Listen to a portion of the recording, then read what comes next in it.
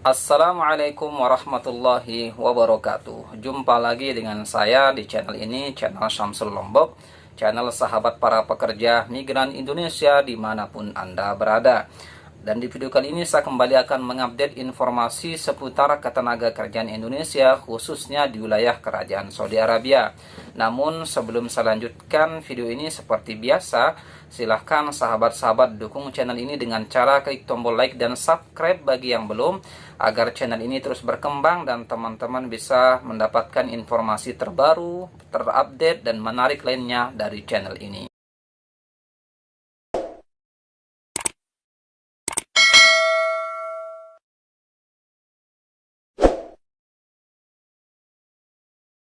Di video kali ini teman-teman sekalian, saya ingin mengupdate informasi terkini terkait dengan penegakan protokol kesehatan dalam menghadapi COVID-19 gelombang kedua yang ada di wilayah Kerajaan Saudi. Saya ingin melansir beberapa berita atau informasi yang keluar dari Wizaratud Dakhiliyah atau Kementerian Dalam Negeri dalam hal ini, kemudian beberapa kasus-kasus lainnya yang dilaporkan pada hari ini. Yang pertama, bahwa Kementerian Dalam Negeri mencatat sedikitnya ada 47.335 kasus pelanggaran yang dilakukan oleh para penduduk terhadap protokol kesehatan dalam menangani COVID-19 gelombang kedua ini. Saya ingin membacakan kepada Anda beberapa data yang dirilis oleh Kementerian Dalam Negeri terkait sebaran pelanggaran terhadap protokol kesehatan ini.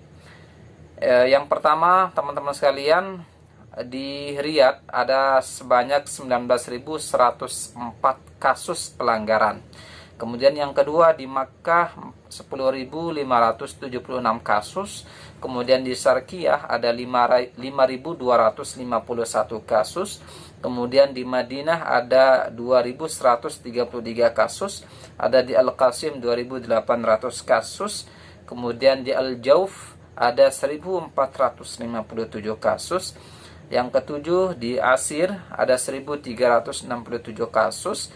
Di Tabuk ada 1.243 kasus. Di Al-Baha ada 1.106 kasus. Di Ha'il 851 kasus. Al-Hudud 604 kasus. Di Jizan ada 592 kasus. Dan terakhir di Najran 251 kasus. Total pelanggaran total kasus pelanggaran terhadap penegakan protokol kesehatan ini sebanyak 47.335 kasus.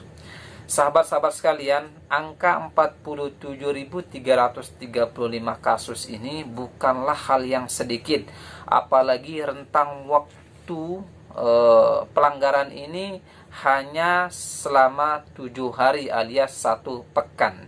Jadi dalam 1 pekan itu Kementerian Dalam Negeri telah mencatat sebanyak 47.335 kasus pelanggaran penegakan protokol kesehatan yang dilakukan oleh penduduk yang tinggal di wilayah Kerajaan Saudi Arabia, baik mereka selaku muwatinin penduduk asli maupun para pendatang atau para muqimin yang meninggali 13 wilayah yang menjadi daerah yang dicatat oleh pemerintah, dalam hal ini Kementerian Dalam Negeri Arab Saudi. Ini menunjukkan teman-teman sekalian betapa kita semua masih abai dalam menegakkan protokol kesehatan. Padahal ini akan sangat menentukan langkah-langkah atau kebijakan yang akan diambil oleh pemerintah Kerajaan Saudi ke depannya. Sebagaimana yang sudah kami jelaskan dalam video sebelumnya dan teman-teman bisa saksikan di sini. Teman-teman bisa nanti cek bagaimana pengaruh dari kebiasaan masyarakat dalam menghadapi protokol atau dalam menegakkan protokol kesehatan dalam menghadapi COVID-19 gelombang kedua ini.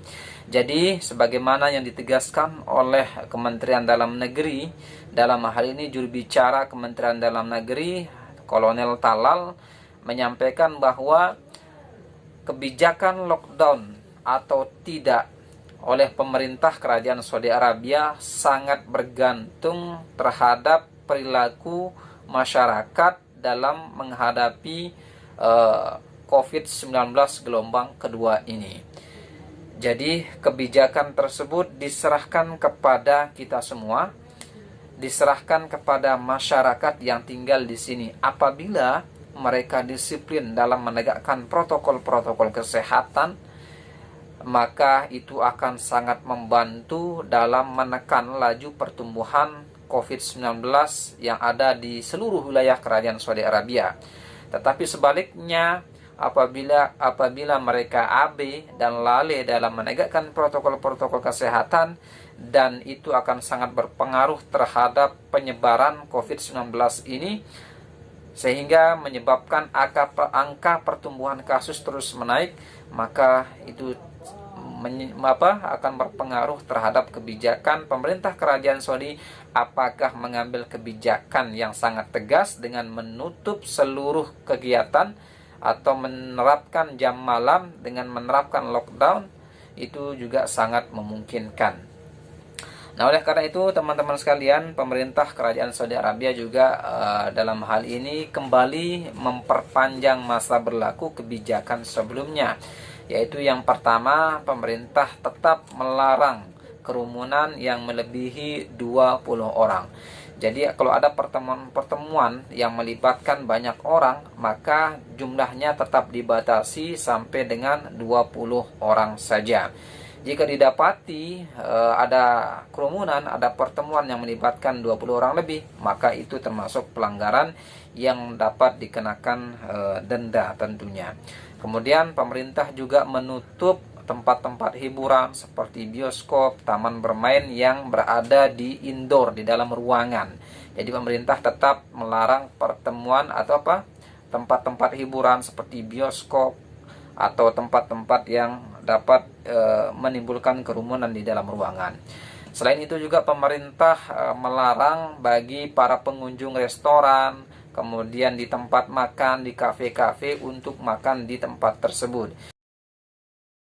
Mereka masih bisa datang ke restoran, masih bisa datang ke kafe, dengan catatan mereka tidak boleh makan belanjaan mereka di tempat tersebut. Artinya mereka hanya boleh berbelanja tetapi tidak boleh makan di tempat tersebut.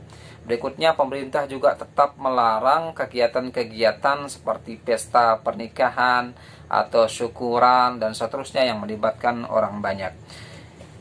Ini juga menunjukkan bahwa pemerintah sangat serius dalam menegakkan protokol kesehatan dalam melindungi seluruh masyarakat yang tinggal di wilayah Kerajaan Saudi Arabia. Apapun itu teman-teman sekalian, saya harapkan kepada kita semua sebagai para pendatang, sebagai ekspatriat yang tinggal di Kerajaan Saudi Arabia, agar kita tetap patuh, agar tetap kita mematuhi semua protokol kesehatan yang telah ditetapkan oleh pemerintah Kerajaan Saudi Arabia dalam menangani, dalam mengendalikan penyebaran COVID-19 gelombang kedua ini. Ini juga demi keselamatan kita bersama, demi keselamatan teman-teman sekalian dimanapun Anda berada. Itu saja yang dapat saya sampaikan. Mudah-mudahan kita semuanya dilindungi oleh Allah Subhanahu wa Ta'ala dari segala macam mara bahaya, dari segala hal yang membahayakan kesehatan kita semuanya. Dukung terus channel ini agar tetap berkembang dengan cara klik tombol like dan subscribe, serta nyalakan tombol notifikasinya. Dan apabila dirasa video ini bermanfaat, silahkan share sebanyak-banyaknya di sosial media teman-teman sekalian. Jika ada kritik, saran, dan masukan, silahkan tulis di kolom komentar, atau bisa follow saya di Instagram, serta sampaikan pertanyaan Anda melalui DM di Instagram saya. Kurang lebihnya mohon maaf. Billahi taufiq wal hidayah. Wassalamualaikum warahmatullahi wabarakatuh.